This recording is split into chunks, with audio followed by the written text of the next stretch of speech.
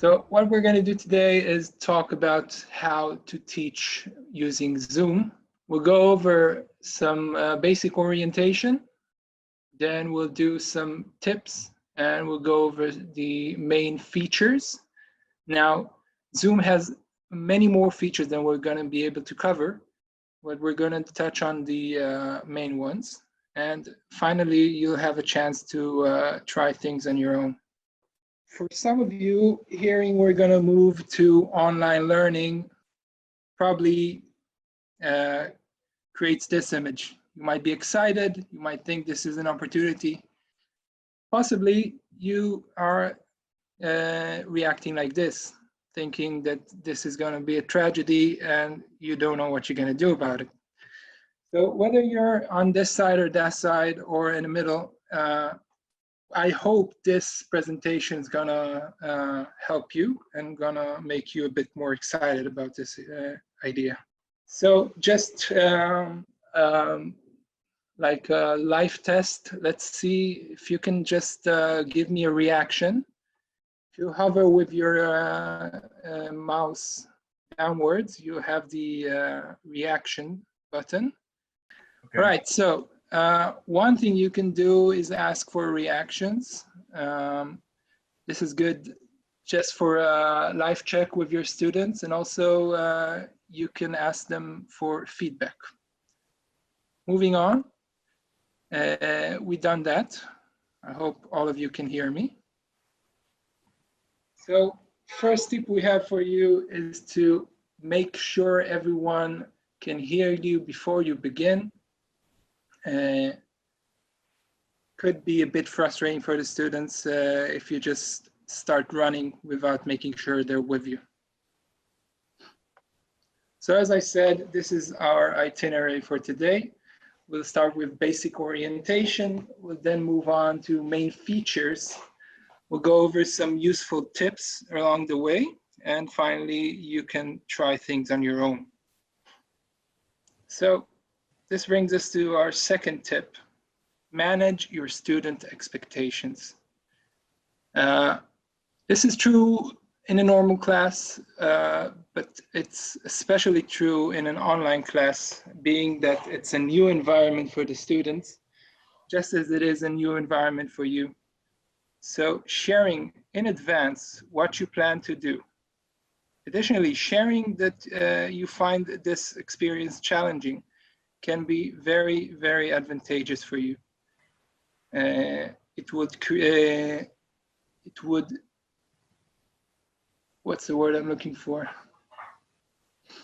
It would prevent misunderstandings and will also make the students more attentive and more willing. That's our first tip. Moving on. Can everybody see the navigation bar on the bottom? If you move your mouse, you can see it. Yeah. Right. So, first button, join audio. You've already seen this.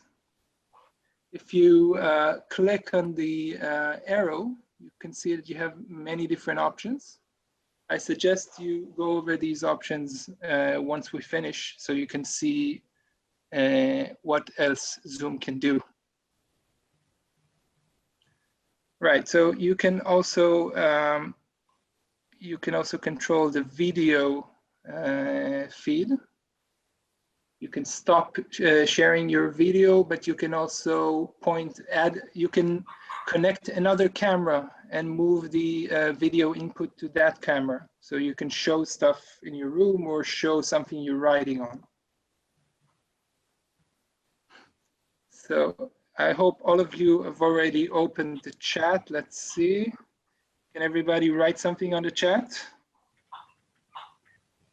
Can you change your name so we can? How do you change it? If you click on the three dots next to your image, you'll be able to rename yourself. Can you see it? Oh yeah. Right. So our next tip is to do just what we did now. You would be surprised, you think your students are digital natives, and they are, but that doesn't mean that they feel comfortable with every new program. So on your first lesson, we really suggest just going over this basic orientation so everybody knows what's what. And another tip, be attentive to the chat. So as I have Gal here, we also recommend just having your TA with you. Hey, Gal. But if you don't have your TA, you should be attentive yourself to the chat. Could be very, very good for that to just add slides in your slide presentation for questions. And this will tell you when to shift your focus to the chat. Right. So first thing you need to know about using Zoom is how to open a Zoom room. Just like you would in an ordinary class, have to talk to someone in management to set up a room. Usually they do that for you. Here you have to set up the room yourself. Now, you have two options doing that. First thing you can do is to just open a room with some temporary link. Every time you open this kind of room, you will have a different link. You can do that, but that's easy. So we'll go over the more complicated option, which is to schedule a room. That way you will have the same link every week and you won't have to resend it every time. So, another disclaimer I must say before we move on. Most of you probably heard that the university stopped working with Unico and moved to Zoom, right? Yeah. So since the university moved to Zoom, they decided to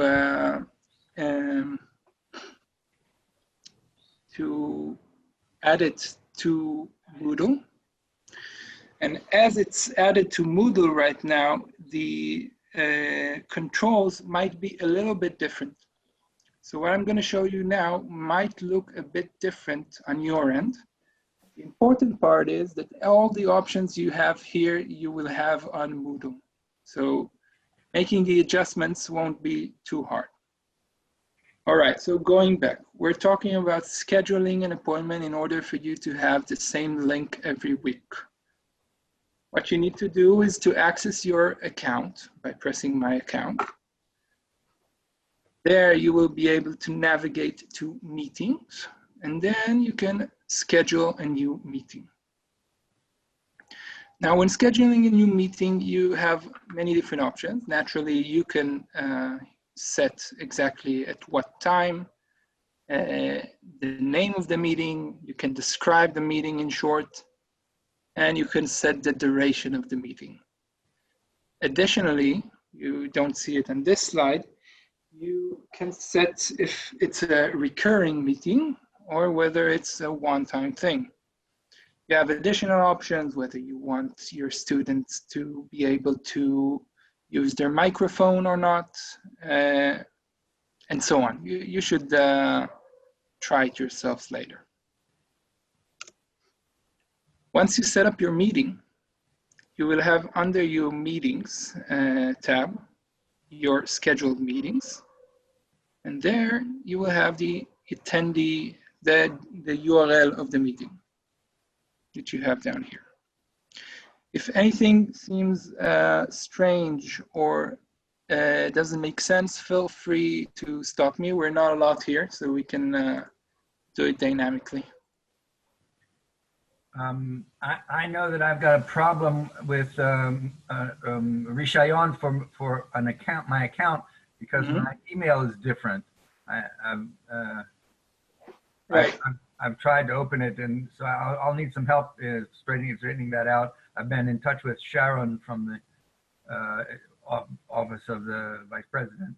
And they say that they've sent the correct email address, but it still doesn't work. All right, so we'll be able to help you with that once we finish. Thank you.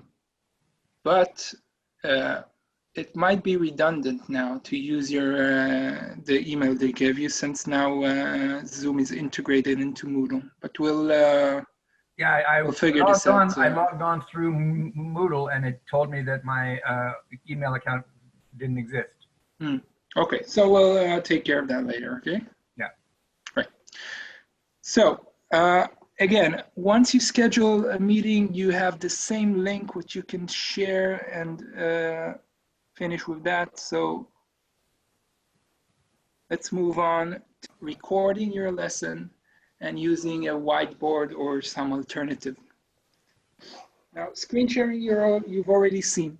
Right now, you're seeing what I'm seeing on the screen. I'm sharing with you the presentation. So this is the first feature we're going to go over. So I could open any file on my computer and it'll appear on the screen. That's right. To share your screen, all you have to do. Can I ask a technical question? Yes, of course, Michal. Just one moment, okay? Yeah, sure. So to share your screen, what you need to do is hover over down to open the control bar and then press share screen.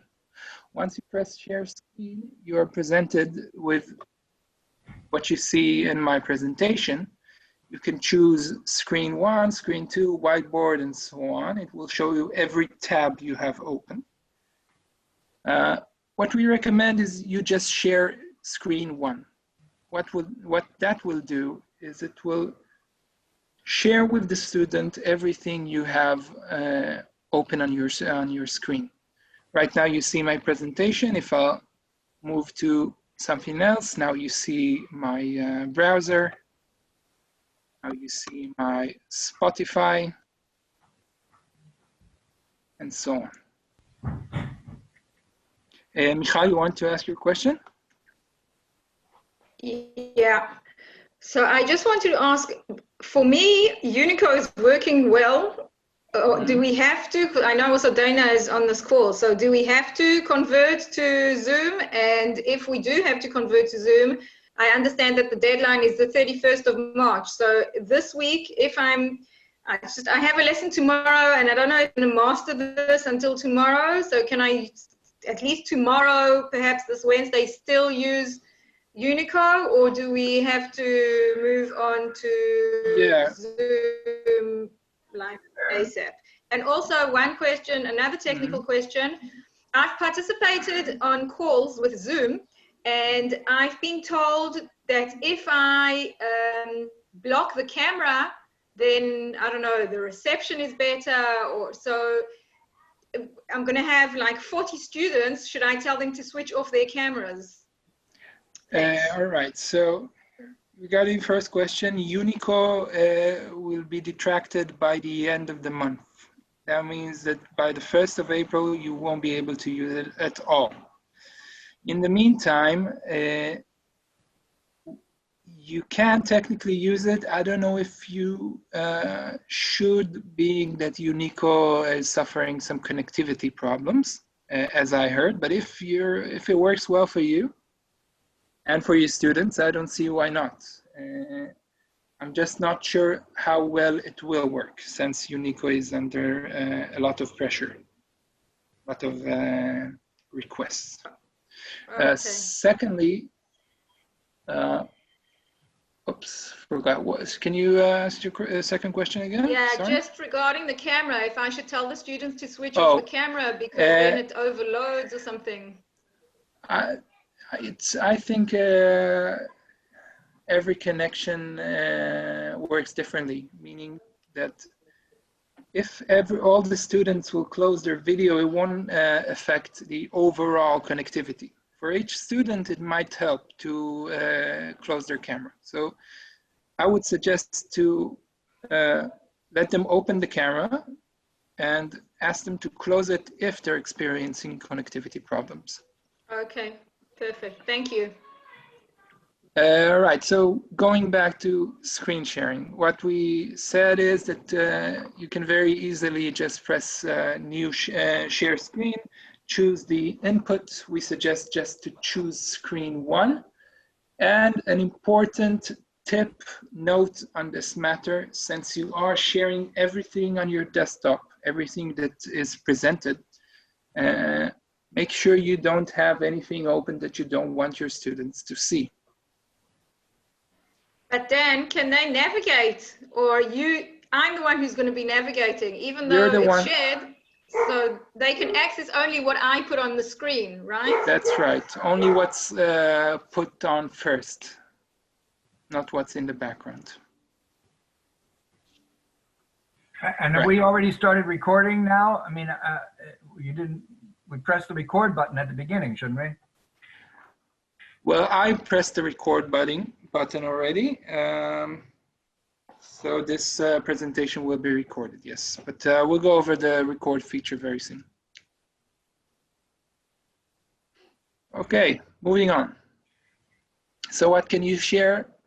Presentation, web pages, Wacom or other pen tablet that you have connected to the computer. Can be very useful. And in short, everything that's open on your computer. Now, a note about sharing video. We heard about a few lecturers who tried to share YouTube videos live on Zoom. This is not recommended, I'm afraid. I know that many of you use video in your classrooms.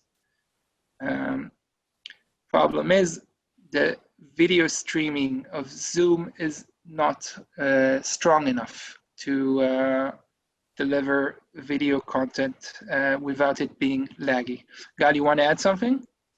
Yeah, just to add, Zoom can support it, but it requires all of the users to have a certain amount or a certain level of speed in their connectivity and their upload and download speed of data on their connection. And it's not something that you can rely on when you have, as I think it was Michal that said that she has like 40 students. So we don't know what each and every student's bandwidth and connectivity speed will be.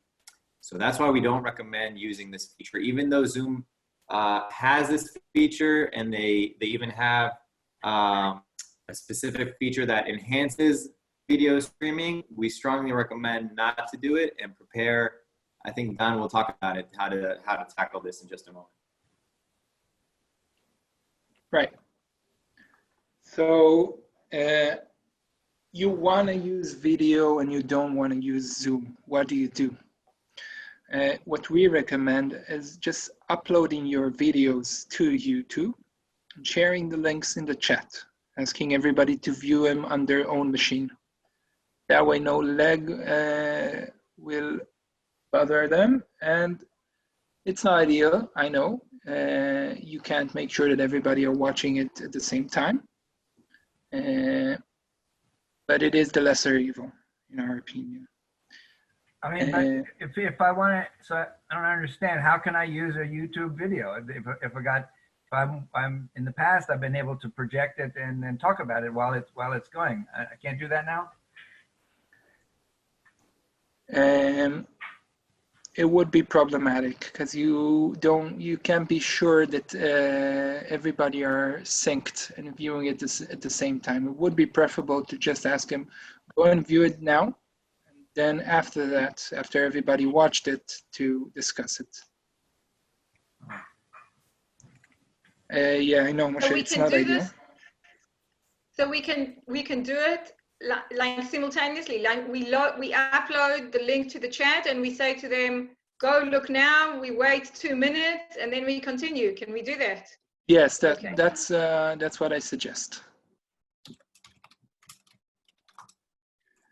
Let's see if there are any questions in the chat at this time.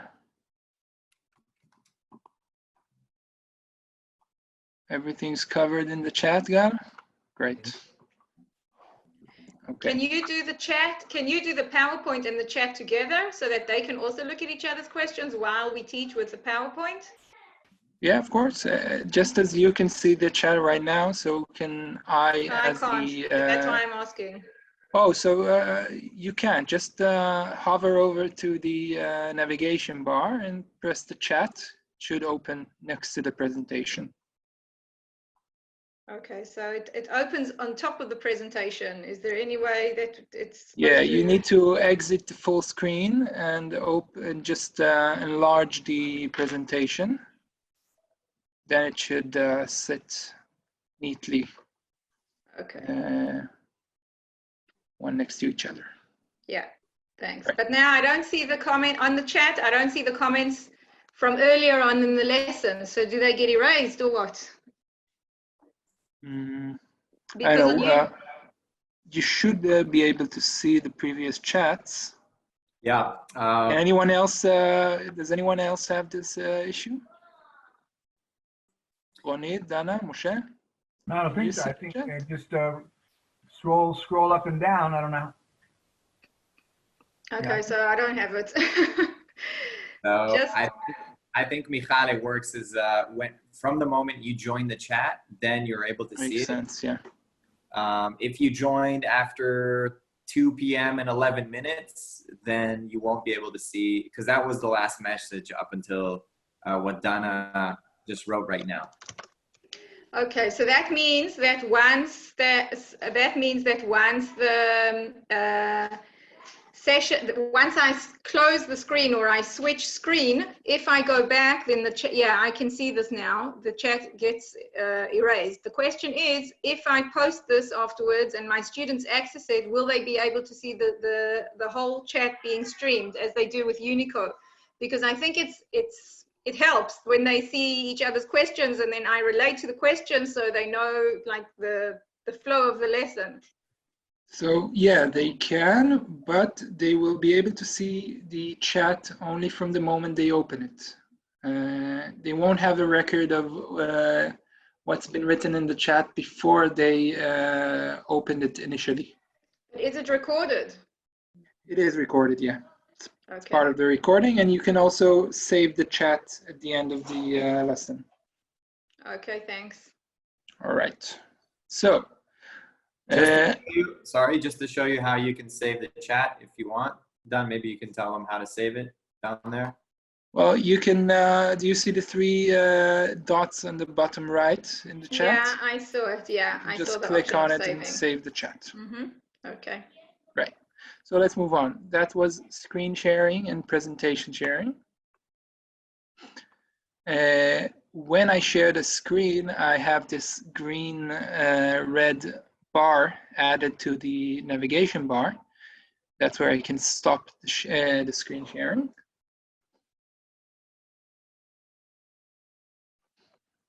And as I already said, make sure you don't have anything you don't want your students to see open on your PC. Oh, right, and disable all your email notifications, or just close the email. Moving on to the second feature, lesson recording. So you can all hover down to your bar and you should be able to see, or is it, Gal, just visible for host? I see a record button. You see a record button, right? There is a record button, but if we hit it, it says that you need to request permission from the host. Yeah, that's part of the settings we set up.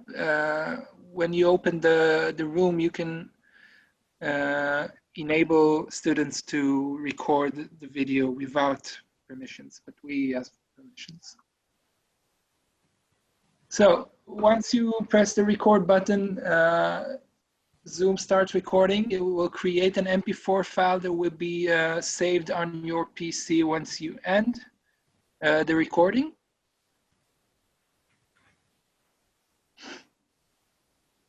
We recommend always recording your lesson. You don't know if your student's going to have technical problems that would prevent them to enter the lesson on time.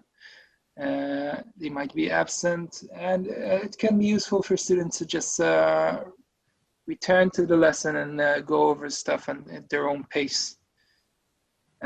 Additionally, once you have the video recorded, you can use parts of your lesson or all of it to teach asynchronically. That is, teach not live. So as I said, these videos are by default saved on your own computer. And Zoom also has the option of uploading these videos to the cloud. Then you can also share these videos with a link.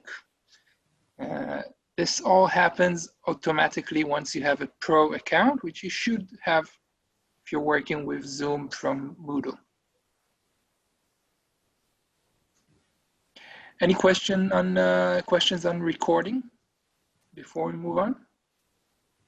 The students, if the student recorded it for him or herself, that they would have a separate file that's saved to their own computers, right? That's right. Yes. Do you recommend enabling students to record, or do you recommend enabling the button that you have to request permission? I would recommend to leave it at the default, which is permission, requesting permissions. And so then that means that I'm not going to give them permission. I'm going to record and then I'm going to post it on the Moodle. Yeah, preferable. Okay. Okay. Can I ask why? Why? Yeah. Just my intuition, to be honest. Makes sense to save that control at your hands, but intuition. And it gives it gives the students one less thing to to worry about and deal with during the during your lesson. And so what we recommend is to start off the meeting by stating that this meeting is going to be recorded and it's going to be uploaded at the end of the meeting. So if anybody has any concerns with privacy or anything, then they're welcome to turn off their camera, and that you will later on post a link. You don't even have to record it locally because there's a cloud recording. Dan, I don't know if you're going to touch on this. Yeah, we already did. Yeah, okay, so sorry I missed that. So you can post just the link at the end. And is it like Unicode where it takes a while to process, or as soon as we finish, it's ready to upload? Yeah, so it's just like Unicode. There's a processing time. Okay, thanks. Right. So moving on to the last feature we're going to cover, writing options. You might be used to teaching with a board, might not be, but if you are, and if you need a board to teach your class, there are a few options you can use. First of all, you can annotate your presentation. Once you press screen sharing, you will have an additional option at your navigation bar, which is annotate. You can see it in the presentation. And once I press annotate, I have many different options. Once I press annotation, you get this new bar open, this bar. And you can use it to point at things on your presentation. You can use it to write. You can stamp. And you have many other features here. Let me just clear it. So that's the first option, annotating. Right. Oops. Annotate. There. Okay. Moving on.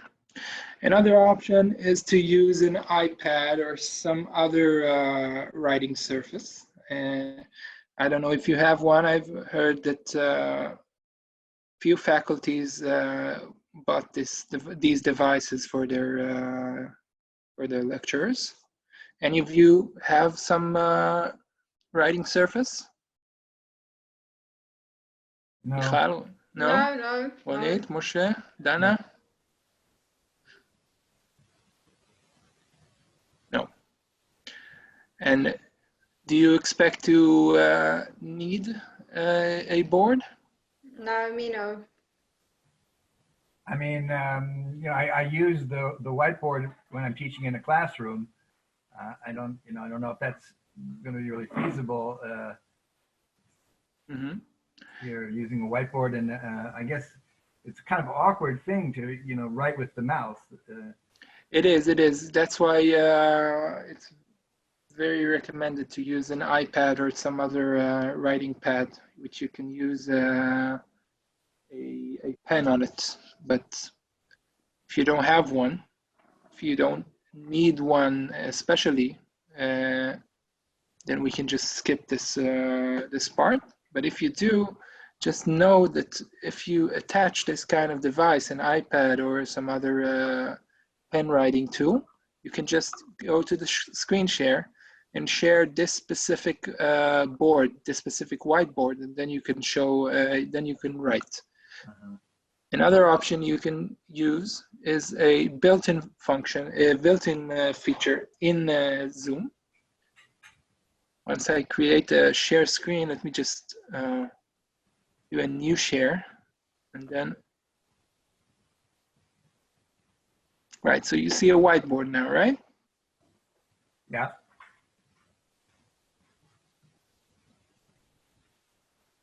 So, right, it's pretty hard to use. It is pretty hard to use. It's actually quite intuitive if you have a pen and a digital pen, but yeah, with the mouse it's a bit tricky. But this is still one of the options.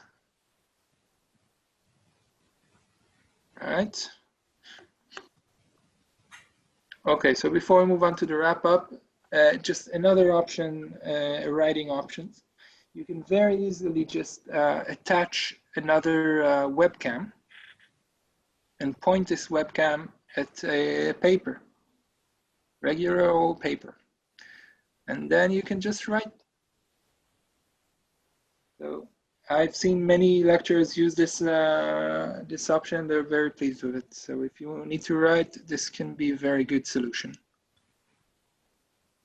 And would that, where would I see that connected? Would that be, I see iPhone, iPad, would it be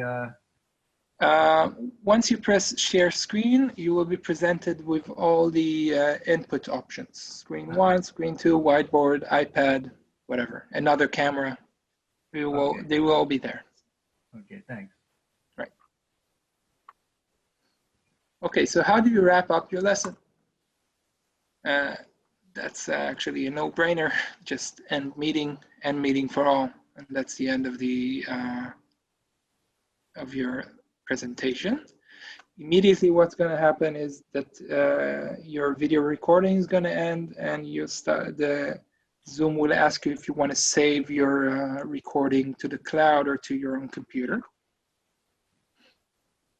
Now, before I hand the reins over to you and let you try your screen sharing and playing with the annotations and all of that, why don't you enter menti.com.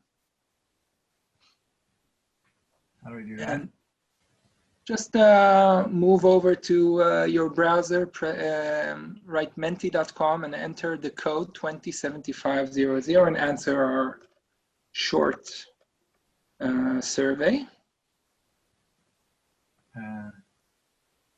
Enter my browser and.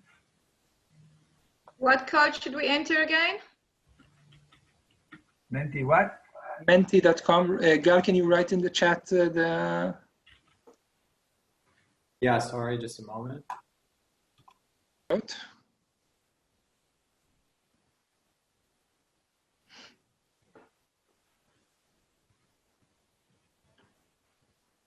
Give me a thumbs up if you already ordered. If you already voted. Where is thumbs up? You mean on the chat? On the oh, you don't have the. You can do it live. Okay, well, I did it. Right. Okay, then I'll take that as a thumbs up.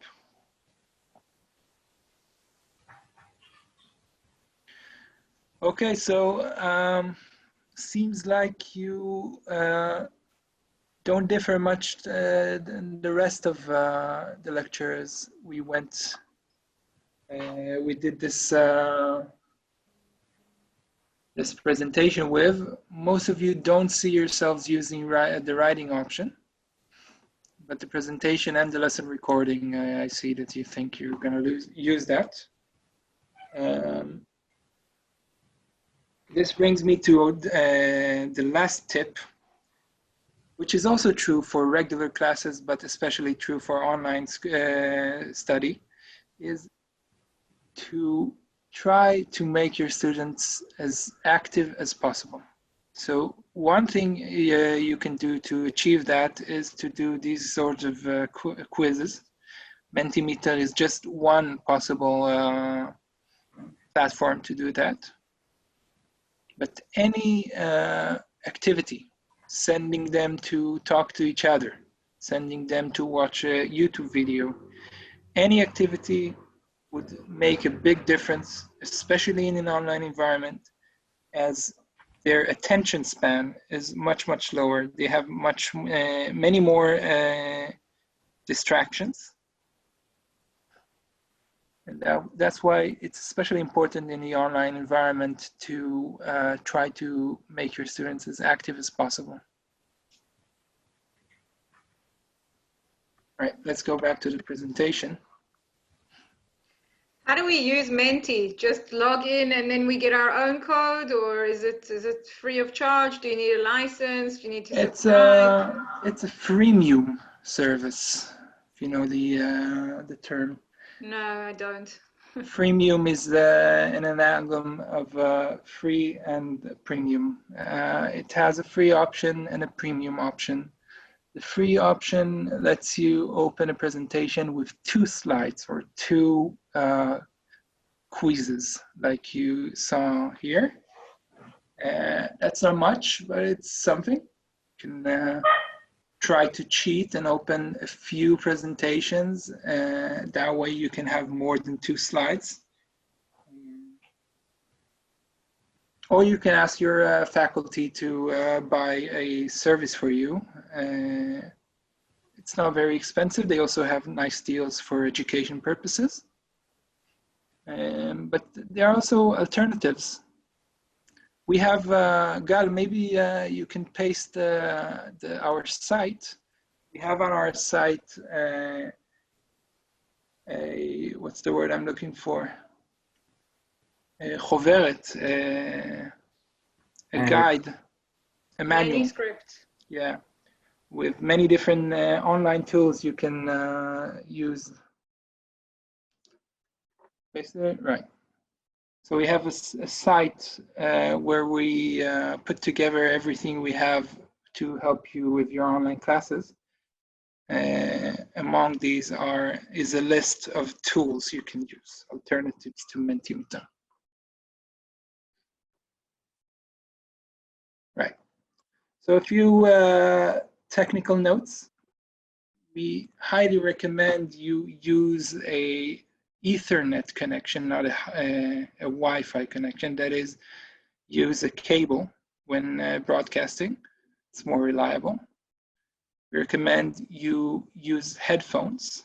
Make sure your computer is working well, that you have a working and well-working microphone, and especially use headphones and ask your students to use headphones. This will prevent feedback. Regarding where you present from, prepare your studio. That is, make sure you have proper lighting, that everyone in the house knows that you're broadcasting right now, so they'll be quiet. And you can also check the background. We can, I can just show you that we have a nice feature where we can change the background. Do you see my background changing? Awesome. How do you do that? So let's finish what we're doing now, and then I'll tell you how to do this. Okay. I'll leave it because it's nice. So prepare your studio. We recommend going to your account settings and just looking around. As I said in the beginning, Zoom has many cool features.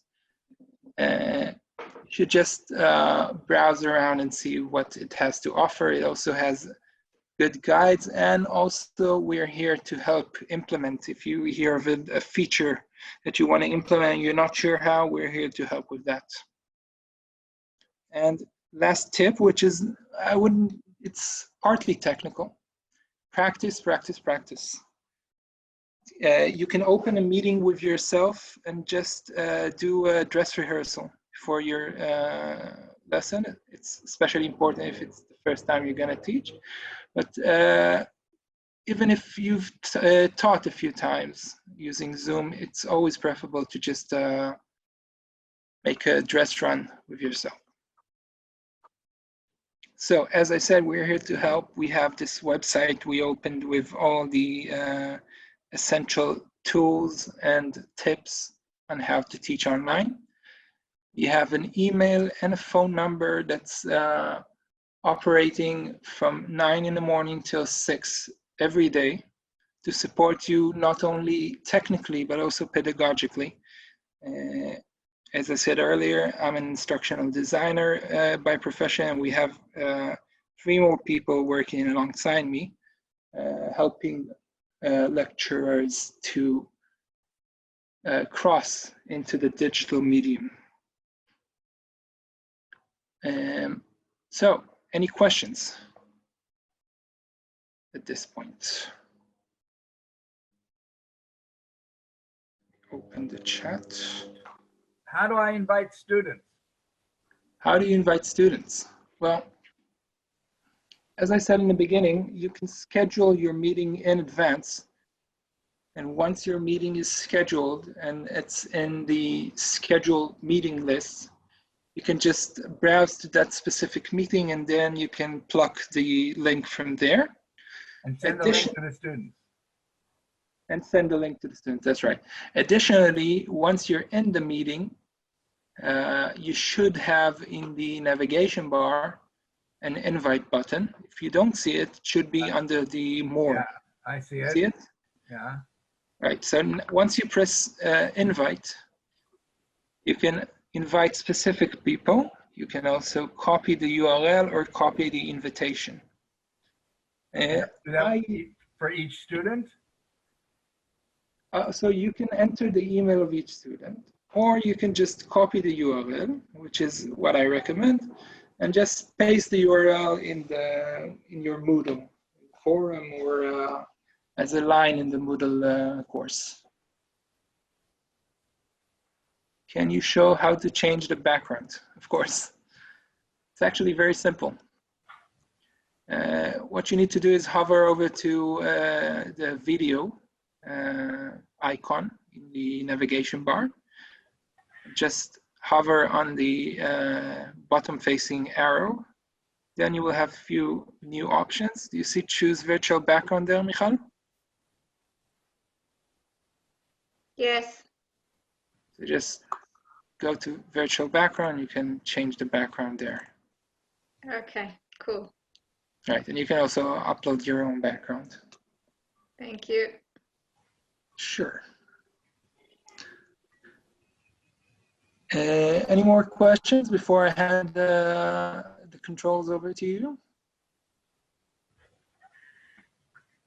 Right, so why don't you try, I'll stop sharing my screen right now. And why don't you, Moshe, why don't you try sharing your screen with us?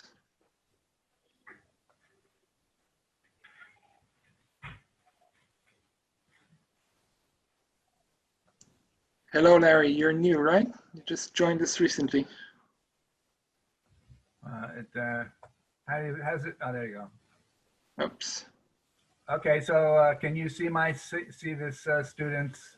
Yeah, paper? what should joining the Jewish people require? Yeah. Right. Okay, so and how do I log out? Oh, I can go back. You can stop sharing, or if you want to try the annotation option, you're welcome. Where's, oh, annotation, okay, yeah. Then you can scribble on the page. אפשר להיכנס. עוד מעט.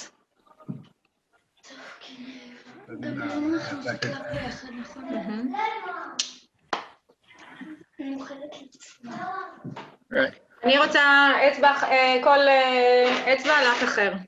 Michal, you mind muting your microphone? Sorry. Right, Dana Rubin, Ronit, you want to share your screen with us?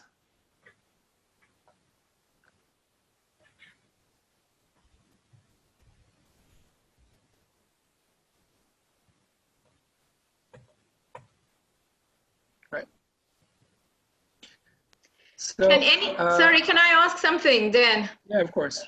Can any of them share their screen? How does it work? Because you just, Moshe just shared his screen. So can anyone just share their screen? If I'm speaking and I've got my screen shared, then can someone override me? No, no one can override you. You can only share one screen at a time. And once someone is sharing the screen, you need to wait for them to finish. So until you can share your screen. Okay. As an admin, you can override them and cancel their screen share, but they can't override you. Okay, thanks. All right. So I hope this was helpful for you. We're here for any other questions you might have in the future. Be strong, be healthy.